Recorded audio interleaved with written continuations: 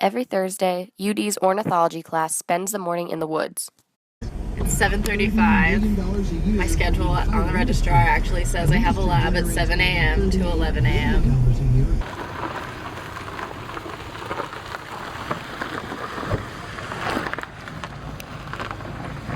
The birding starts right away. Even in parking lots, there's something to learn.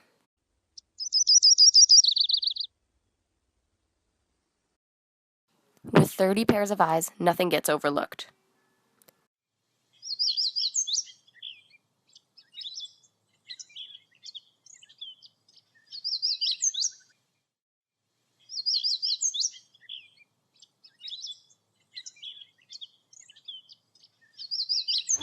I'm in this class because I want to learn to identify birds by sight and call, and taxonomy is an important part of being a wildlife biologist.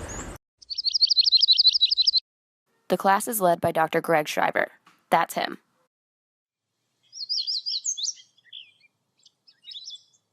So I have learned a lot about birding since beginning this class. We are bird watching, but we're also keeping track of all the different species we see and making sure to listen to the calls and learn the calls. And those labs, the second half of the semester, usually start pretty early in the morning because birds are more active in the earlier hours of the day.